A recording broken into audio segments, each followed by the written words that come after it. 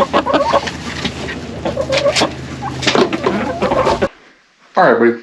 Welcome back to the homestead. It's been, holy cow, probably almost a year, months since we've done any sort of video, and I got burned out a little bit and we got silly busy. We started homeschooling this year. What else did we do? We went on buffalo hunt, lots of hunting, lots of crafting.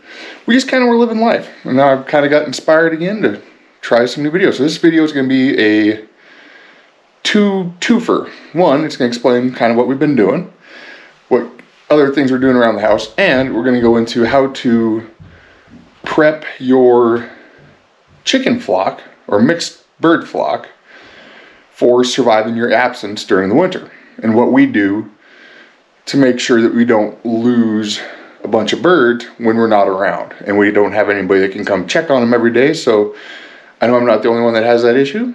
You got to be able to keep your livestock alive while still going on fun trips. So we're going to get into that in just a minute. First off, update, second shoulder surgery.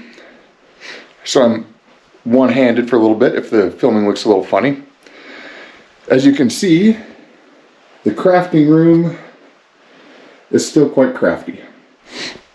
Anybody that has one, they just build up projects. So the latest project I've been doing, it's from Darling Leather and Fur. I'm going to put a link down below. I'm not associated with them, I'm not affiliated with them, but I got to give them a shout out because their directions and their patterns are phenomenal. I made, let's check this out. Here we go. These are rabbit fur mittens that I made for my youngest son. They're a little big for him. I want him to be able to grow into them. But we use the leather palm. We use the sewing machine. I got to get some liners yet for him. But the patterns you can get from the Darling Leather and Fur. And like I said, it turned out really good. Like the stitching, everything. And I always felt like sewing fur was like this big next step. Like it's kind of like this scary thing. How do you sew fur together? But it's super, their patterns, their directions, their videos, 100% accessible. So if you've been wanting to do it, go over and check it out. Hands down the best. What else is new? I think that's about it for down here besides like homeschooling. Getting into sewing fur. I think there's a market for it and it might be something I can do as a side hustle. So let's keep that up, see what we can do. We're gonna go down, get ready to take all this stuff down and make sure our birds can survive us not being in the house for about a week when it's gonna be below zero. I'll show what we do, so let's go. All right, man, that beard just looks good. I usually can't grow one, so I'm kind of enjoying it because when I go back to work, I have to shave it off, so there's that. Now, I've gathered up pretty much everything we're gonna use to vacation-proof the coop, short of filling all the buckets full of food, which I'll show you in a sec. We got a trough heater, which I'll show you where we're gonna put that, extension cord, the flock block, which those are really cool, but I'm not gonna give that to them until we leave, scraps, and the squashes. So let's get it all taken down there.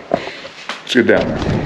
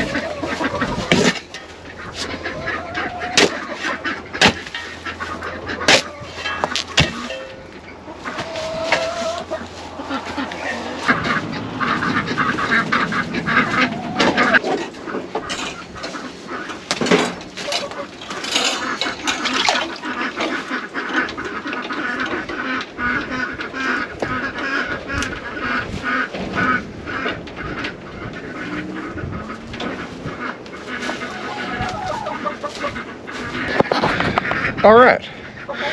So, like you just saw, we got all the high protein squash snacks. That bucket's going to get filled to the top. It takes about 3 bags. That sucker's going to get topped off. We got the big tote with the stock tank heater and the cage wired up. We also have 2 5-gallon heated dog bowl buckets. So water shouldn't be an issue. I kind of went, I don't know if that's gonna be too big. It says it's good for like 70 to 100 gallons. That might not quite be 70 gallons. That's probably only a 30-40 gallon tote. But the time frame that we're looking at, it's gonna be -8, -3.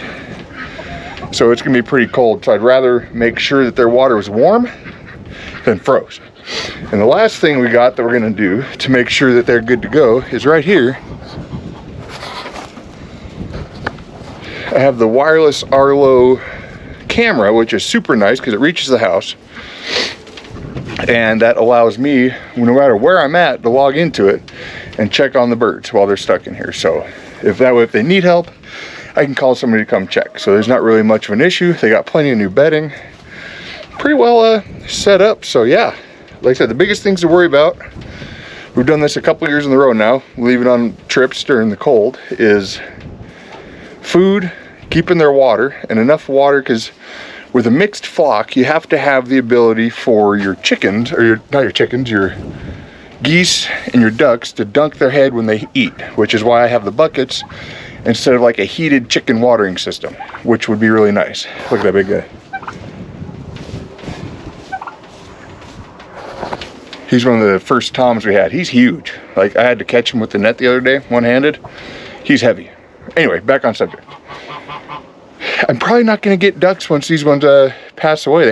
They're getting old. They're not really laying in the winter anymore like they used to. I like the geese still.